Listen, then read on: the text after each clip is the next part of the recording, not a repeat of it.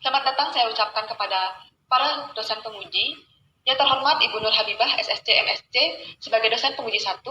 Yang terhormat Ibu Minyoman Asika Dewi, SGZ MBiomed, sebagai dosen penguji 2 sekaligus dosen pembimbing utama. Yang terhormat Ibu Putu Ayu Suryaningsih, SST MSI, sebagai dosen penguji 3. Puji syukur saya panjatkan kehadiran Ida Sanya Widiwasa, karena berkat beliau, pada kesempatan hari ini, saya, Dekade Denita Gita Saraswati, dengan NIM P0713401951, akan mempresentasikan usulan penelitian saya dengan judul Gambaran Kadar Glukosa Darah Sewaktu pada Ibu Hamil, trimester kedua dan 3 di Puskesmas 1 Denpasar Selatan tahun 2022. Adapun topik bahasan yang akan saya bawakan pada hari ini yaitu bab 1 pendahuluan, bab 2 tinjauan pustaka, bab 3 kerangka konsep, dan bab 4 metodologi penelitian. Bab 1 pendahuluan. Pertama, latar belakang. Adapun latar belakang pada usulan penelitian ini yaitu kehamilan yang merupakan suatu proses terjadinya pembuahan dalam rangka melanjutkan keturunan yang terjadi secara alami yang dihasilkan dari janin yang tumbuh pada rahim ibu.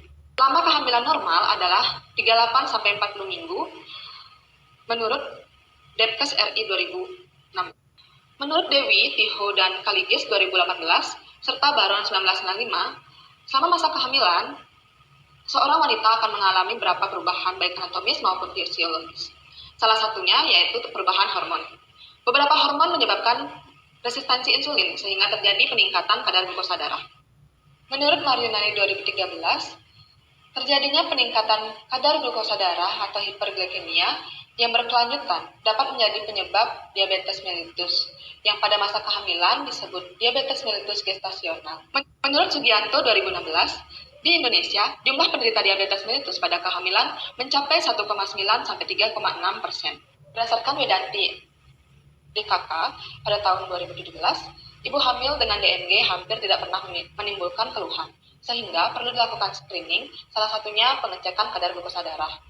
Pentingnya screening pada ibu hamil makin dipertegas oleh Kemenkes RI 2017 dikarenakan wanita hamil dengan DMG rentan menderita DM tipe 2, terjadinya preeklampsia, eklampsia, serta melahirkan bayi prematur atau cacat fisik. Berdasarkan laporan profil kesehatan Kota Denpasar tahun 2020, dikatakan bahwa Puskesmas 1 Denpasar Selatan merupakan salah satu puskesmas di Kota Denpasar yang menduduki urutan kedua yang memiliki jumlah dan persentase penanganan komplikasi kebidanan dan komplikasi neonatal terbanyak sejumlah 2.464 ibu hamil dan 493 perkiraan penanganan ibu. Berdasarkan latar belakang yang telah disebutkan sebelumnya, peneliti tertarik untuk melakukan penelitian dengan rumusan masalah yaitu bagaimana gambaran kadar glukosa darah sewaktu pada ibu hamil trimester kedua dan 3 di Puskesmas 1 Denpasar Selatan. Adapun tujuan penelitian yang diharapkan yaitu tujuan umum untuk mengetahui gambaran kadar glukosa darah sewaktu pada ibu hamil trimester kedua dan 3 di Puskesmas 1 Denpasar Selatan. Untuk tujuan khusus yaitu 1. Mengidentifikasi ibu hamil trimester 2 dan 3 di Puskesmas 1 Denpasar Selatan berdasarkan karakteristik umur ibu, usia kehamilan, obesitas, dan riwayat DM. Yang kedua, peneliti dapat mengukur kadar glukosa darah sewaktu pada ibu hamil trimester 2 dan 3 di Puskesmas 1 Denpasar Selatan, serta peneliti dapat mendeskripsikan gambaran kadar glukosa darah sewaktu pada ibu hamil trimester kedua dan 3 berdasarkan karakteristik yang telah. Adapun manfaat penelitian yang diharapkan oleh peneliti, secara teoritis, penelitian ini diharapkan dapat memberikan ilmu pengetahuan dan wawasan lebih luas mengenai gambaran kadar glukosa darah sewaktu pada ibu hamil. Manfaat secara praktis, bagi peneliti, memberikan pengalaman dan tambahan ilmu mengenai gambaran kadar glukosa darah pada ibu hamil. Bagi institusi menjadi tambahan bahan pustaka pada institusi dan penelitian selanjutnya terkait gambar kadar glukosa darah sewaktu pada ibu hamil. Bagi masyarakat, penelitian ini diharapkan bisa menjadi tambahan informasi bagi masyarakat khususnya ibu hamil dalam memantau kemungkinan resiko DMG atau diabetes mellitus gestasional dan tambahan data informasi kepada Puskesmas 1 Denpasar Selatan. Selanjutnya bab 2 tinjauan pustaka. Adapun pembahasan utama pada tinjauan pustaka ini yaitu kehamilan, glukosa darah, dan diabetes mellitus. Topik pertama yaitu kehamilan. Adapun pengertian kehamilan menurut Juli 2017 dalam bukunya Buku Ajar Asuhan Keperawatan Maternitas mengatakan bahwa kehamilan merupakan masa yang dimulai dari konsepsi sampai lahirnya janin, yang lama kehamilan normalnya adalah 28 hari atau sekitar 40 minggu atau 9 bulan 7 hari. Berikutnya, klasifikasi usia kehamilan. Secara umum, kehamilan berlangsung selama 40 minggu terhitung sejak hari pertama masa haid normal terakhir, yang mana periode 40 minggu ini dibagi menjadi 3 periode yang dikenal sebagai trimester kehamilan. Trimester pertama yaitu kehamilan pada trimester 1 terjadi dalam waktu 13 minggu, yaitu 0 sampai 13 minggu. Selanjutnya yaitu trimester kedua yang terjadi pada minggu ke-14 sampai minggu ke-26. Yang terakhir kehamilan trimester ketiga yang terjadi pada waktu kehamilan menginjak minggu ke-27 hingga 40. Selanjutnya tujuan pustaka kedua yaitu glukosa darah. Menurut Kementerian Kesehatan 2013, glukosa merupakan pusat dari semua metabolisme. Glukosa adalah bahan bakar universal bagi sel manusia dan merupakan sumber karbon untuk sintesis sebagian besar senyawa lainnya. Menurut Marlina 2019, kadar glukosa darah sepanjang hari bervariasi dan akan meningkat setelah makan dan kembali normal selama 2 jam. Selanjutnya metabolisme glukosa darah. Pada mulanya, glukosa didapatkan pada makanan, yaitu dalam bentuk karbohidrat, berupa polimer heksana, yaitu glukosa, galaktosa, dan fruktosa, yang mengalami metabolisme glukosa sehingga menghasilkan asam pirufat, asam laktat, dan asetil koenzim A yang dapat menghasilkan energi. Selanjutnya yaitu hormon yang dapat berperan dalam kadar glukosa darah, yang dapat diklasifikasi menjadi hormon yang dapat menurunkan kadar glukosa darah seperti hormon insulin dan hormon yang dapat meningkatkan kadar glukosa darah seperti hormon glukagon, epinefrin, glukokortikoid, dan growth hormone. Selanjutnya, keadaan yang dapat terjadi jika kadar glukosa darah abnormal, yaitu terjadinya hipoglikemia, yang dimana merupakan terjadinya penurunan kadar glukosa darah, serta terjadinya hiperglikemia, yaitu terjadinya peningkatan kadar glukosa darah. Selanjutnya, hubungan antara kehamilan dan kadar glukosa darah, di mana kehamilan menyebabkan terjadinya perubahan-perubahan besar dalam hemostasis semua bahan bakar metabolik, dan dengan cara ini mempengaruhi penata laksanaan diabetes. Jenis dan metode pemeriksaan glukosa darah. Menurut CT 2017, jenis dan pemeriksaan glukosa darah dapat dibagi menjadi 4, yaitu yang pertama glukosa darah sewaktu, di mana pemeriksaan ini dilakukan pada pasien tanpa melakukan puasa terlebih dahulu atau dapat dilakukan sewaktu-waktu. Yang kedua, glukosa darah puasa, yang mana pemeriksaan ini dilakukan pada pasien yang diwajibkan untuk melakukan puasa karbohidrat terlebih dahulu selama kurang lebih 10-12 jam. Yang ketiga yaitu glukosa darah 2 jam pandrial, yang merupakan jenis pemeriksaan glukosa darah di mana sampel darah untuk pemeriksaan diambil 2 jam setelah makan atau pemberian glukosa. Dan yang terakhir yaitu tes toleransi glukosa oral atau TTGO, yang merupakan tes toleransi glukosa yang dilakukan apabila ditemukan keraguan dalam hasil glukosa darah.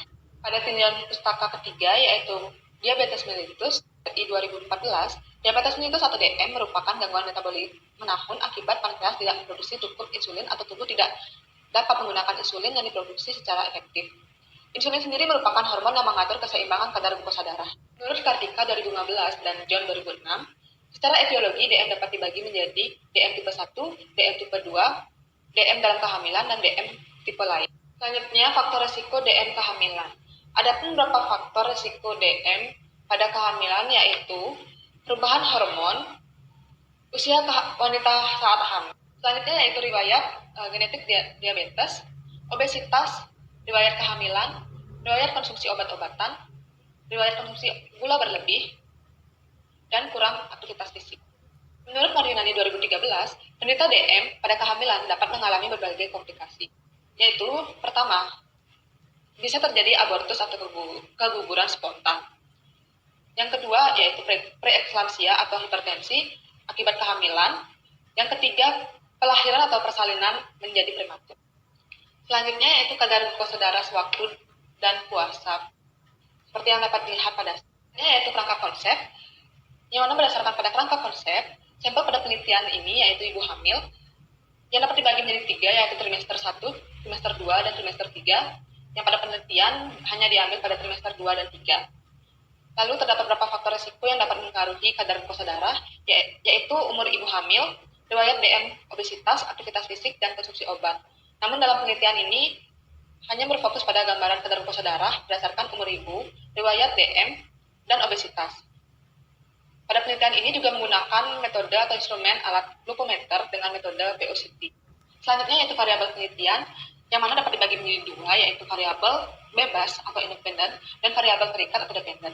Untuk variabel bebas pada penelitian ini menggunakan usia kehamilan trimester 2 dan 3, umur ibu, obesitas, dan riwayat DM. Sedangkan untuk variabel terikat atau dependen yaitu glukosa darah sewaktu.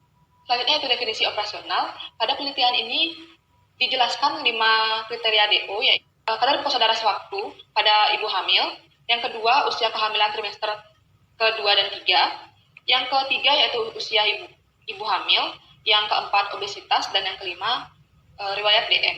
Yaitu metodologi penelitian. Yang pertama yaitu jenis penelitian dan alur penelitian.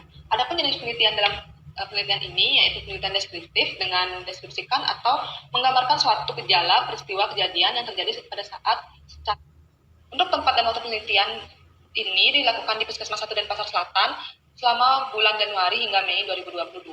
Sedangkan untuk populasi dan sampel, yaitu populasi digunakan yaitu ibu hamil yang melakukan pemeriksaan di Poli KIA Puskesmas 1 Denpasar Selatan selama bulan Januari sampai Maret tahun 2022. Untuk besar sampelnya yaitu 31 sampel. Selanjutnya, untuk teknik sampling pada penelitian ini menggunakan teknik non-probability sampling berupa purposive sampling yang merupakan teknik pengambilan sampel berdasarkan pertimbangan tertentu yang telah dibuat. Selanjutnya, untuk kriteria sampel terdapat dua pembagian, yaitu kriteria inklusi dan kriteria eksklusi.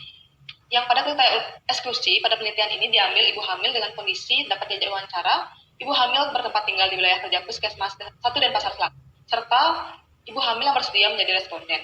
Sedangkan untuk kriteria eksklusi yaitu ibu hamil yang menjalani isolasi dan ibu hamil yang sedang sakit. Jenis dan data penelitian. Adapun data penelitian yang diambil pada penelitian ini yaitu data primer dan data sekunder. Untuk data primer diperoleh dari observasi laboratoris, wawancara, dan kuesioner. Sedangkan untuk data sekunder yang diperoleh yaitu data-data ibu hamil pada Puskesmas 1 Denpasar Selatan. Dan untuk teknik pengumpulan data di sini menggunakan teknik pengumpulan data secara observasi laboratoris berupa pengambilan kadar glukosa darah dan pengecekan kartu KIA pada ibu hamil. Lalu untuk wawancara dan kuesioner berdasarkan kuesioner yang telah dibuat oleh selanjutnya yaitu instrumen penelitian. Adapun instrumen yang digunakan pada penelitian ini yaitu sampel darah kapiler responden, yang kedua strip glukosa, yang ketiga alat glukometer atau POCT dengan merek OnCall Platinum, yang keempat yaitu lembar kuesioner, yang kelima alat tulis, dan yang berikutnya adalah alat dokumentasi. Selanjutnya yaitu prosedur pemeriksaan dengan pertama melakukan pengambilan data responden dengan prosedur menjelaskan dan meminta persetujuan terkait penelitian terhadap responden. Jika responden setuju, dilakukan pengisian informed consent dan kuesioner. Lalu setelah itu, dilakukan penelitian pada tahap pra-analitik di mana dilakukan persiapan pasien, lalu persiapan sampel, dan persiapan khusus. Hanya saja pasien diwajibkan untuk menggunakan masker dan mencuci tangan terlebih dahulu. Lalu yang kedua, persiapan sampel seperti mempersiapkan autoclave dan lancet, lalu POCT dan alat. Dan untuk persiapan peneliti wajib menggunakan APD berupa masker medis, handscoon, dan sebelumnya diwajibkan untuk mencuci tangan terlebih dahulu. Lalu selanjutnya masuk kepada tahap analitik, yaitu pengambilan sampel darah kapiler sesuai SOP. Untuk hasil pengukuran glukosa darah sewaktu akan ditampilkan pada layar POCT dan dapat segera dicatat. Selanjutnya yaitu pengolahan data dan analisis data. Untuk pengolahan data pada penelitian ini, data di-editing untuk melihat kelengkapannya. Lalu selanjutnya data di-coding untuk mempermudah pengolahan, dan data di-tabulating hingga dihasilkan sajian data label yang berisi narasi pendukungnya. Dan untuk analisis data yang diperoleh dari hasil pengumpulan data dapat disajikan dalam bentuk tabel distribusi frekuensi. Berikutnya yaitu etika penelitian. Menurut Sulistianingsih 2011 dapat dibagi menjadi 3, yaitu informed consent atau lembar persetujuan, anonymity atau tanpa nama, dan confidentiality atau kerahasiaan. Demikian usulan penelitian yang saya dapat presentasikan. Atas masukan dan kritik dari para penguji, saya ucapkan terima kasih. Saya tutup dengan para Santi. Om Santi Santi Santi.